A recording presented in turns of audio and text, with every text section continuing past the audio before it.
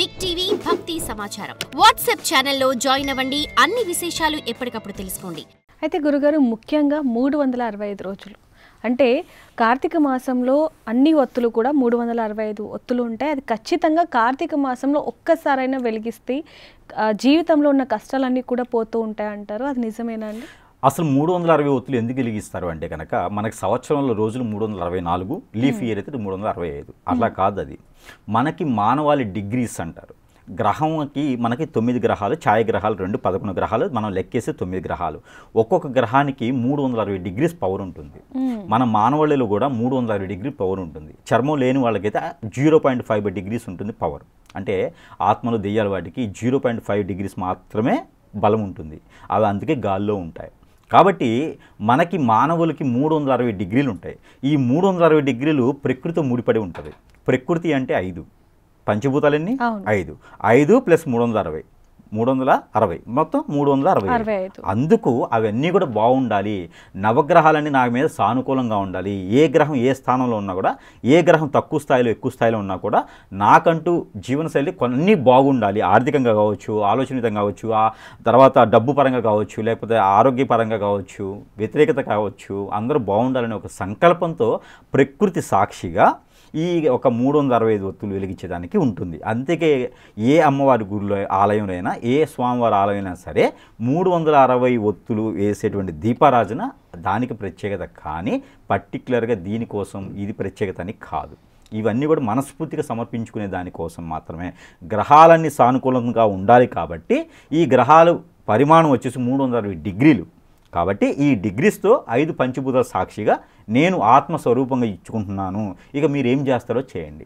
ఇది గురుగారు చాలా మట్టుకు చూసుకుంటే కార్తీక మాసంలో పౌర్ణమి రోజు చాలామంది కూడా మహాశివుని పూజిస్తూ ఉంటారు. దీపారాధన ఇందాక మీరు చెప్పినట్టుగా 365 ఒత్తులు కూడా పౌర్ణమి రోజు వెలిగిస్తే ఇంకా మంచిది అంటూ ఉంటారు. అసలు పౌర్ణమి రోజు 365 ఒత్తులు ఎందుకు వెలిగించాలి అంటారు? పౌర్ణమి రోజే ఎందుకు వెలిగించాలి అంటే కనుక కార్తీక మాసంలో ప్రత్యేకించినది పౌర్ణమి. పౌర్ణమి అనేది ఉద్ద చంద్రుడు ఉంటారు. పౌర్ణమి చంద్రుడు అనేట అతను ఆ చంద్రగ్రహం అనేది ఆ రోజున 330 డిగ్రీల నుంచి 335 నుంచి 40 డిగ్రీల పవర్తో ఉంటాడు చంద్రుడు. ఆ చంద్రునికి సాక్షిగా గ్రహాలన్నీ కూడా సానుకూలంగా ఉండాలి. మన మైండ్ సెట్ అంతా కూడా ప్రశాంతంగా ఉండాలి, అనుకున్న కార్యక్రమాలు అవ్వాలి అని చెప్పేసి చంద్రుని సాక్షిగా మనం వెలిగించేదే 360 డిగ్రీలు ఒక బాగుండాలని చెప్పేసి ఆ చంద్రుడి సాక్షిగా ఆ చంద్రుడు ఉండేటువంటి పవర్ అనేది ఆ రోజున 330 నుంచి 340 పవర్లో ఉంటాడు. కాబట్టే ఆ చంద్రుడి సాక్షిగా వెలిగిస్తారు 360 డిగ్రీలు. అయితే గురుగారు మరో విధంగా చూసుకుంటే కార్తీక మాసంలో చాలామంది కూడా చాలా నిష్టగా ఉంటూ ఉంటారు. నీసు తినరు, కొన్ని కార్యక్రమాలకి వెళ్ళరు, ఇలా కొన్ని చూస్తూ ఉంటాం. అయితే భార్యాభర్తలు కూడా కలవకూడదు అని అంటూ ఉంటారు. అది వాస్తవం అంటారు? అంటే ఇక్కడ ఒకటండి, కార్తీక మాసంలో అలా ఉండాలి ఇలా తినకూడదు అనేది ఏం లేదు. మనకి ఇష్టం అనేది ఒకటి ఉంటుంది, మనకి మనస్సు ఆత్మ సంతృప్తి అనేది ఒకటి ఉంటుంది. మనము ఏదైనా దీక్ష తీసుకున్నాం అనుకోండి, ఏదైనా ఉపాసన కానీ ఏదైనా పీఠాధిపతి కానీ సాధన కానీ చేసేవారైతే కనుక కార్తీక మాసం అనేది పవిత్రతతో కొంతమంది చెప్పులు కూడా వేసుకోరు. సో కొంతమంది ఏంటంటే షేవింగ్ కూడా చేసుకోరు. వారి యొక్క సిద్ధాంతాన్ని పట్టేసి వారి ఇంటి ఆచార ప్రకారంగా ఉంటుంది. కానీ ఇది పర్టికులర్గా చేయాలి అనేది ఏం లేదండి ఎక్కడనో, దానికి అట్లా ఏం ఉండదు. అది వారి యొక్క ఇష్ట ప్రకారంగా చేసుకునేటువంటి విధానమే ఉంటుంది. మామూలుగా ఏంటంటే మనం ఆలయంలోకి వెళ్ళేటప్పుడు చాలా పవిత్రంగా వెళ్తాం. అలానే ఆలయంలో ఉండేటువంటి దేవత దేవుడు మన ఇంటికే వస్తున్నారన్నప్పుడు మనం ఇంకా ఎంత పవిత్రంగా ఉండాలి, అది ఒక్కటి మనం ఆలోచించుకోవాలి. కానీ పర్టికులర్గా ఏ పురాణంలో కూడా ఇలా ఉండాలి ఇలా చేయాలి అనేది ఎక్కడ లేదు. అలాంటి నియమాలు అయితే ఏం లేవు. దీక్ష తీసుకోవాలనుకున్న వారు లేదా సాధన చేసుకోవాలనుకున్న వారు ఏదో నోము నోచుకోవాలనుకున్న వారైతే మాత్రము అలాగా వారు అనుకున్న పద్ధతిగా ఉంటే మంచిది. ఈ కార్తీక మాసం ఏంటంటే ఎందుకు తినరంటే దానికి రీజన్ ఏంటంటే చల్లగా ఉంటుంది వాతావరణం. మామూలుగా ఎండాకాలంలో తిన్నవే అరగవు ఒక్కొక్కరికి ఈ రోజు ఉన్నటువంటి పరిస్థితుల్లో. అలాంటి చల్లగా ఉన్నటువంటి వాతావరణంలో కొంచెం హెవీగా తింటే ఏమైందంటే అరగదు, అది ఆరోగ్యం క్షీణిస్తుంది.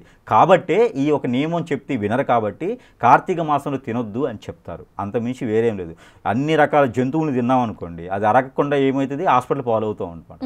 అది వాడికి డబ్బులు పెట్టే కన్నా తినకుండా ఉంటే మంచిది కదా, అది ఆరోగ్యం సహకరించదు. కాబట్టి ఈ యొక్క మాసంలో తింటే చల్లదనానికి అరగదు కాబట్టి అది చెప్తారన్నమాట. ఎవరైనా గట్టిగా ఒక 50 కిలోమీటర్లు పరిగెత్తేవాడు ఉంటే గాడిద బ్లడ్ తాగుతారని చెప్తారు కదా, అలాగే ఒక రోజుకు 50 కిలోమీటర్లు పరిగెత్తేటువంటి ఇమ్యూనిటీ ఉన్నవారు ఏ రోజైనా తినొచ్చు, దానికేం సంబంధం లేదు.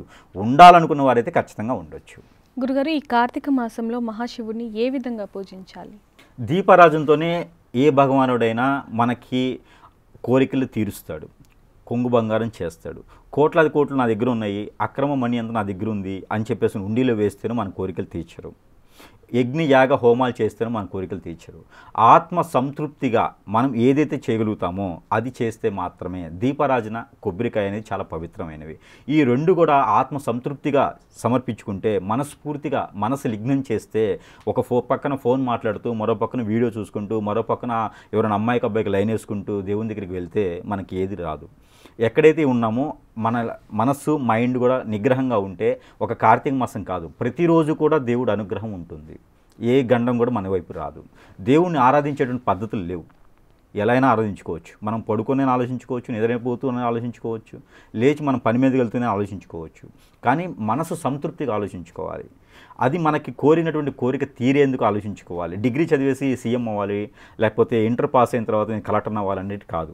మనకి ఏది కావాలో నువ్వు చూసుకొని ఆలోచించుకోవాలి. ఏ దేవుణ్ణైనా సరే అలా ఆరాధిస్తే ప్రేమపూర్తిగా ఆరాధించినట్టే. మనము మొత్తం శ్రమించేసి మనం అన్నీ కూడా వదిలేసేసి ఇక దేవుని ధ్యానంలో 24 గంటలు కూర్చున్నా కూడా అనుగ్రహం అనేది రాదు. దేవుని తలుచుకుంటే ఎక్కడైనా ఉంటుంది. మీలో నమ్మవారు ఉంటుంది, అతనిలో నమ్మవారు ఉంటుంది, ఇంకోరిలో నమ్మవారు ఉంటుంది. మనం కొలిచేటువంటి విధానంలో ఉంటుంది. మనం ఆత్మ సంతృప్తిగా కొలుచుకోవాలి ఎక్కడైనా సరే. అలా చేసుకుంటే ఈ కార్తీక మాసం ఒకటే కాదు, ఏ మాసంలోనైనా దేవుడు అనుగ్రహం అయితే ఉంటుంది. For more videos like this, subscribe Big TV channel.